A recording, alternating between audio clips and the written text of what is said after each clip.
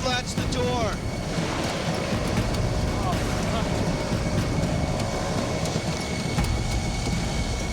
Brace yourselves.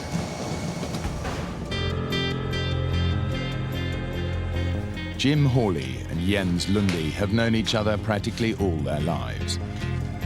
He's more like, almost like a brother, you know, somebody I could never get rid of if I wanted to. You know, we'll always be friends. Hey, do you remember the life jackets? Yeah, I got him. You worry about flying the plane. We've always been really close friends. Here they come. The friends have asked their fathers to join them for a weekend of fishing in Mexico. They hope that the trip will prove a turning point in their relationships. I hadn't seen Jens probably in 3 or 4 years. We kind of drifted apart. When I called my dad, I don't know that he put as much thought into, I'll get to hang out with my kid. Hi, Dad. And really just have that dad-kid friend relationship that I was looking for. We really didn't have much as far as in the way of emergency preparedness. Jim continues to impress his dad with his aviation skills. Real smooth takeoff, Jim. Couldn't ask for a finer day, gentlemen. The fun things that I saw out of the trip was to be able to go with Jim and have him be able to fly the plane down there, and that he was showing that part of his success in life. But I was very happy with that, and I thought this will be an opportunity for us to spend some time together and talk about things maybe we haven't talked about before. From Arizona, it's a 3.5-hour hop to the small Mexican port of Loreto on the Baja California coast. To the south, the sparkling waters of the Sea of Cortez teem with marine life. There are tuna, marlin, and yellowtail.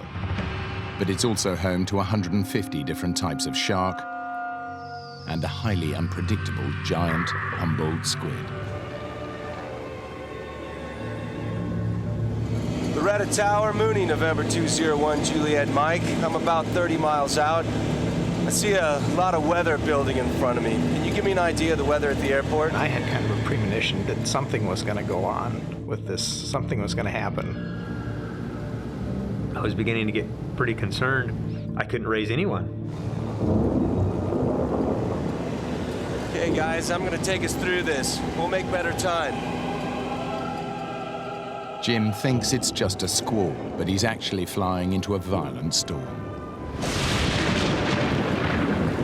It was just a real weird mix of waking up and trying to figure out where in the story I was in the opera and what was going on in the plane at that point. I'm gonna take us up. Good, good. I'd like to have my stomach back.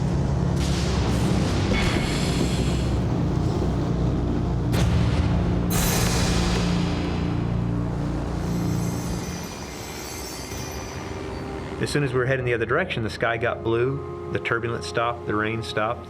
Everybody okay? I didn't think you felt the bumps in first class. Their sense of relief doesn't last long. It was very alarming when the engine quit. It just sort of grenaded. What's happened, son? I don't know. There's a single propeller blade stuck in the vertical position right in front of us. It was like the hand of God reached up and shook the plane. Unlatch the door.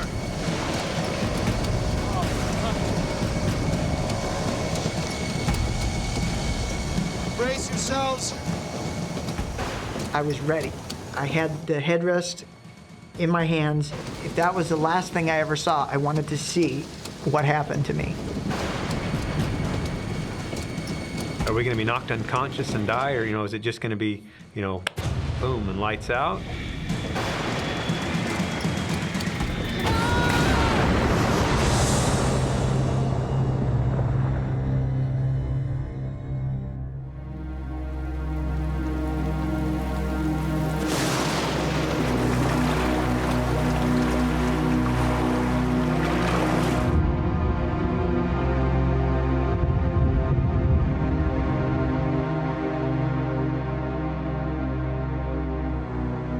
I realized that nothing had happened that I was expecting to happen. I was expecting the plane to cartwheel and come apart in pieces.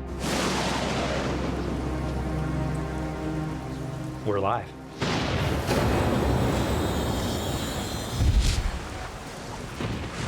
As his friend's father continues to deteriorate, Jens reaches a decision. I was worried about John. I couldn't handle watching John die. I didn't want to be there for that. Jim! Jim!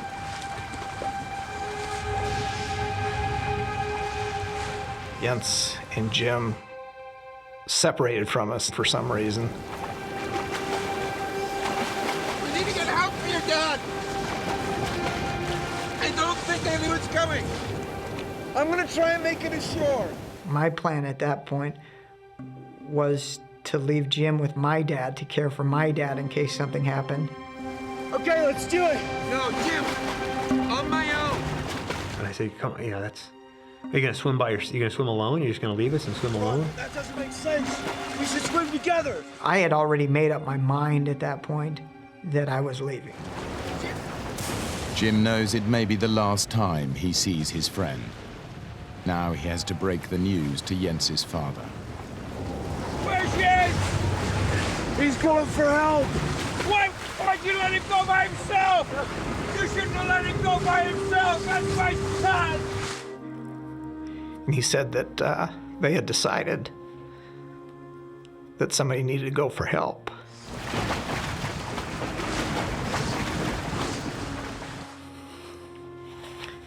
And since Jens is probably the strongest swimmer of all of us, he took the swim fins that Jim had on. My dad never saw me as being a strong person, and I was going to show him that I could do this, and he couldn't. It was that.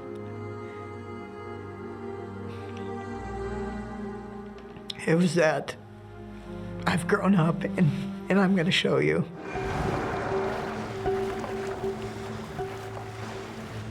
Jim's dad is now exhausted and seriously dehydrated.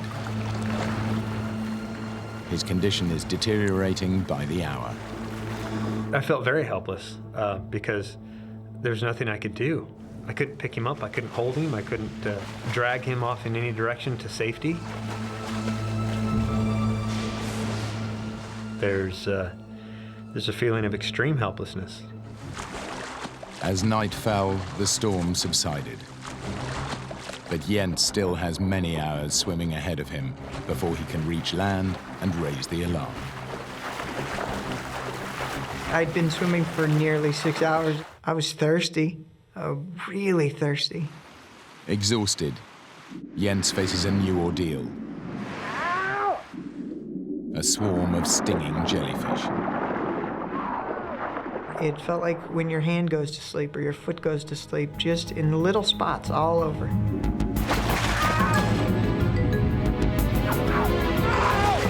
And they were getting in my shorts, which is not a place you really want jellyfish. The barrage of stings push Jens's already exhausted body to the verge of total collapse.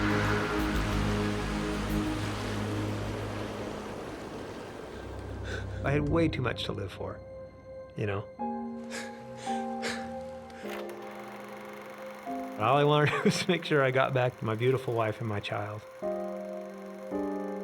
I could hear my wife's voice of encouragement. Just hang in there, you can get through this. I'm fighting off the cold, I'm fighting off the chills by using more energy to keep myself warm. And I remember thinking, how long can I keep that up? How long until the body finally just gives out? And will I be aware of that happening, or will I just sort of, all of a sudden, you know, there's a light and there's Grandma and Elvis and, you know. It's now over 12 hours since their plane was forced to ditch in the sea, and all three men are beginning to lose hope. They don't know if they can make it till daylight. Their only glimmer of hope is Jens making it to shore, but they have no idea if he is still alive. Jens is still struggling to find his way through the hazardous reef. Finally, after 2 hours, he sees something. That was just It was amazing. As I swam farther and farther south, I saw a light on the beach. It was a Mexican fisherman that had camped out on this beach. He doesn't get the reaction he was expecting. The fishermen are wary. People coming ashore in the middle of the night are often drug smugglers. I'm sorry, I don't understand. No hablo español. The fisherman spoke no English. Not enough to communicate what happened and what I needed. Jens is led away by the fishermen. He has no idea where they're taking him, but he's given up trying to make himself understood. It was horribly frustrating to not be able to tell them, look, we need to go back out there and find these other people. They are in danger. And instead of heading out to look for the others, they started taking me south. What Jens doesn't know is that the fishermen are taking him to the port of Loreto. There, he can at last alert the authorities to mount a rescue mission. Now, he faces an agonizing wait for news.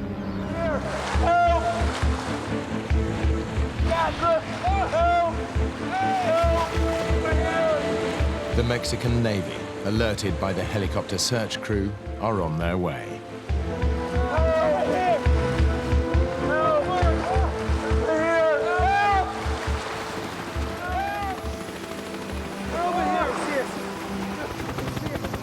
Jens' epic swim has saved their lives.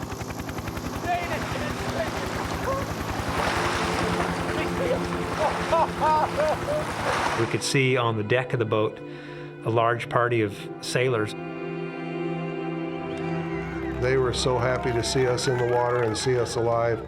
I think they were happier than we were. In a lot of their missions, all they found was bodies. And some of the young sailors were crying. And Jim was the first one off the boat. And he hugged me. I thought you were dead. There was a huge sense of relief for the both of us to see each other again. Yes. And my dad came over and hugged me and told me he loved me. And that's the first time my dad had said that in years. At that point, I really felt that he did. I felt that he was proud of me. And I still think of him as a hero.